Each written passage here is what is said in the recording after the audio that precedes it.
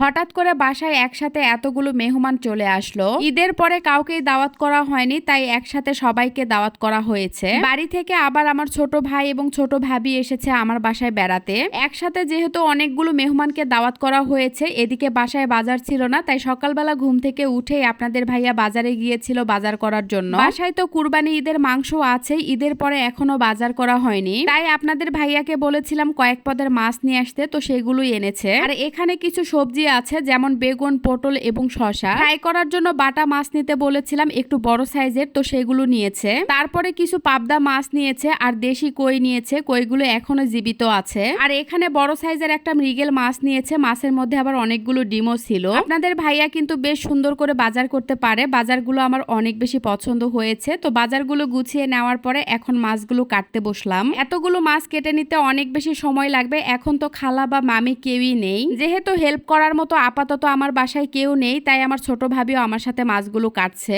বাজার থেকে আসার পরে বাজার গোছানো এবং কাটাকাটি করতেই কিন্তু অনেক বেশি সময় লাগে, তার মধ্যে আবার সবকিছু রেডি করে নিয়ে আবার রান্না বান্না করতে হবে। তবে একটা কাজে সুবিধা হয়েছে, মেহমানদেরকে দাওয়াত করা হয়েছে রাতে। বাজারগুলো গুছিয়ে নেওয়ার পরে আমার নিজের সুবিধা মতো আমি রান্নাগুলো করে নিতে পারবো। আমার ভাবি এদিকে কই মাছগুলো কেটে নিচ্ছে আর আমি এদিকে বাদবাকি মাছগুলো কেটে নিচ্ছি। আমরা কিন্তু এই মাছগুলোকে বাটা মাছ বলি, আপনারা কে কি নামে চিনেন অবশ্যই কমেন্টস করে জানাবেন। সব মাছগুলো দুইজন মিলে কেটে নিয়েছি, এখন এগুলো ধুয়ে নিতে হবে। আমার সবচেয়ে বেশি বিরক্ত লাগে মাছ কাটার পরে ধোয়ার কাজটা। মাছ কেটে নেওয়ার পরে আর ধুইতে ইচ্ছে করে না, কিন্তু কি আর করার, নিজের কাজগুলো তো নিজেকেই করতে হবে। পাবদা মাছগুলো ভালোভাবে ধুয়ে নেওয়ার পরে কই মাছগুলো ধুয়ে নিলাম। তারপরে ভাবি বলল বাদবাকি মাছগুলো আমি ধুয়ে দেই, তাই ভাবি বাদবাকি মাছগুলো ধুয়ে নিচ্ছে। আর এদিকে আমি বেগুন এবং পটল কেটে নিচ্ছি ভাজি করার জন্য।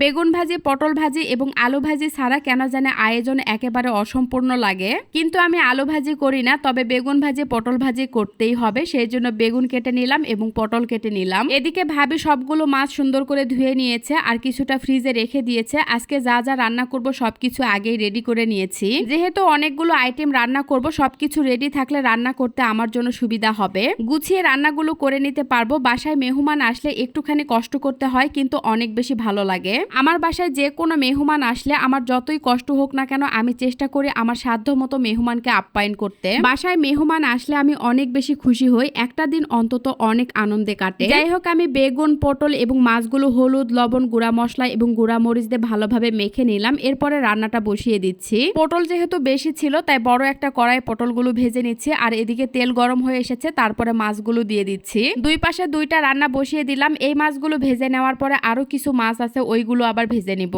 এদিকে পটলগুলো ভাজা হয়ে গেল। ওই যে বললাম সবকিছু রেডি করা থাকলে রান্না করতে আসলে খুব বেশিক্ষণ সময় লাগে না। পটল ভাজি উঠিয়ে নেওয়ার পরে এখন আমি বেগুনগুলো ভেজে নিচ্ছি। আর এদিকে মাছগুলো ভাজা হয়ে গেল। মাছগুলো উঠিয়ে নেওয়ার পরে এখন বাদবাকি যে মাছগুলো আছে, তো সেগুলো আবার দিয়ে দিচ্ছি। আর এই পাশে কই মাছ ভুনা করব, তাই প্রথমে মশলা কষিয়ে নিয়েছি। ভালোভাবে মশলাগুলো কষিয়ে নেওয়ার পরে মাছগুলো দিয়ে দিলাম। মশলার সাথে মাছগুলো 3-4 মিনিট কষিয়ে নেওয়ার পরে এখন পরিমাণ মতো ঝোলের পানি দিয়ে দিচ্ছি। কই মাছগুলো যেহেতু একেবারে জীবিত ছিল, তাই ভেজে রান্না না করে আমি এভাবেই রান্না করছি। আর এই পাশে আমি হাতে মেখে পাবদা মাছ রান্না করব, তাই পেঁয়াজের সাথে সব মশলাগুলো দিয়ে মশলাগুলো খুব ভালোভাবে মেখে নিলাম। তারপরে পাবদা মাছগুলো দিয়ে দিলাম। সেদিন আমি পাবদা মাছ এভাবে রান্না করেছিলাম, খেতে ভীষণ মজা হয়েছিল, তাই আজকেও আমি একইভাবে রান্না করছি। তবে সেই দিনের মাছগুলো জীবিত ছিল, যার জন্য খেতে ভালো লেগেছে। আজকের রান্নাটা হয়তো সেদিনের মতো নাও হতে পারে। যাই হোক, কই মাছটা রান্না করা হয়ে গেছে, তো নামিয়ে নিব। নামিয়ে নেওয়ার আগে কয়েকটা কাঁচামরিচ দিয়ে দিলাম। তারপরে একটু নেড়ে চেড়ে আমি কই মাছের তরকারিটা নামিয়ে নিলাম। এই পাশে পাবদা মাছের তরকারিটাও রান্না করা হয়ে গেছে। নামানোর আগে আমি কয়েকটা কাঁচামরিচ দিয়ে দিলাম। তারপরে একটু নেড়ে চেড়ে আমি পাবদা মাছের তরকারিটা নামিয়ে নিলাম। একদম শুকনা শুকনা না করে আমি হালকা একটু ঝোল রেখেছি, যাতে করে খেতে ভালো লাগে। এখন আমি মাছের ডিম রান্না করব, তাই প্রথমে মশলা কষিয়ে নিলাম, তারপরে মাছের ডিমগুলো দিয়ে দিলাম। আমি সাধারণত মাছের ডিম এভাবে রান্না করি, অনেকেই ভাজিও করে, তবে ভাজির চেয়ে আমার এইভাবে রান্না করলেই বেশি ভালো লাগে। এখন আমি এই পাশে গরুর মাংস বসিয়ে দিচ্ছি। প্রথমে খানিকটা পেঁয়াজ দিয়ে দিলাম, তারপরে আদা রসুন বাটা দিয়ে দিলাম। এরপরে দিয়ে দিলাম হলুদ গুঁড়া, মরিচ গুঁড়া। মরিচের গুঁড়া একটু বেশি করে দিয়েছি, কারণ ঝাল ঝাল হলে খেতে বেশ ভালো লাগবে। তারপরে সামান্য একটু প্যাকেটের মশলা দিয়ে দিলাম, লবণ দিয়ে দিলাম, কয়েকটা সাদা ফল, কালো ফল দিয়ে দিলাম, কয়েকটা শুকনা মরিচ দিয়ে দিলাম। মাংসের মধ্যে জিরা ছাড়া তো আমার ভালোই লাগে না, তাই জিরা দিয়ে দিলাম। তারপরে সরিষার তেল দিয়ে ভালোভাবে মেখে এখন আমি ঢাকনাটা দিয়ে দিলাম। 5-7টা শীষ দিলে মাংস রান্না করা হয়ে যাবে। আর এদিকে মাছের ডিম রান্না করা হয়ে গেছে। একদম ভাজা ভাজা না করে হালকা একটু নরম রেখে আমি মাছের ডিমের মাংসের তরকারিটা উঠিয়ে নিলাম। অলরেডি আমার 5-6টা আইটেম রান্না করা হয়ে গেল, এখনো 2-3টা রান্না বাকি আছে। দুপুর 3টা পার হয়ে গেছে, রান্না করতে করতে এখনো দুপুরের খাওয়া দাওয়া করা হয়নি। তাই আমরা সবাই মিলে দুপুরের খাওয়া দাওয়া করতে বসলাম। খাওয়া দাওয়া করার পরে বাদবাকি যে কাজগুলো আছে এবং বাদবাকি যে রান্নাগুলো আছে সেগুলো আবার করে নিব। খেতে খেতে এদিকে মাংসের তরকারিটা রান্না করা হয়ে গেছে, তো মাখা মাখা ঝোল রেখে আমি তরকারিটা নামিয়ে নিলাম। আজকের মাংস রান্না করা কিন্তু অনেক বেশি মজা হয়েছিল। মাংস নামিয়ে নেওয়ার পরে ওই প্রেসার কুকারে আবার বুটের ডাল রান্না করব। সবকিছু রেডি করা ছিল বলে রান্নাগুলো গুছিয়ে করতে পারছি এবং রান্নাগুলো করতে সময়ও লাগছে না। কলিজা দিয়ে বুটের ডাল রান্না করলে খেতে অনেক বেশি মজা লাগে, তবে মাংস অথবা মাছের মাথা দিয়ে রান্না করলেও কিন্তু খেতে বেশ ভালো লাগে। আমি তো এই রান্নাটা অনেক বেশি পছন্দ করি। আপনাদের কার কার পছন্দ অবশ্যই কমেন্টস করে জানাবেন। 5-7টা শীষ দেওয়ার পরে বুটের ডাল সিদ্ধ করা হয়ে গেল, তারপরে খুন্তি দিয়ে আমি একটু নেড়ে চেড়ে নিচ্ছি। এরপরে একটু গরুর মাংস দিয়ে দিলাম আর নিচে যে তেলগুলো ছিল সেগুলো একটু দিয়ে দিলাম। তারপরে পরিমাণ মতো পানি দিয়ে দিচ্ছি। ডালটা খুব বেশি পাতলা করব না, বুটের ডাল সাধারণত ঘন খেতেই বেশি ভালো লাগে। 3-4টা বলক তুলে নেওয়ার পরে এখন বাগার দিব, তাই একটা পাত্রে ঢেলে নিলাম।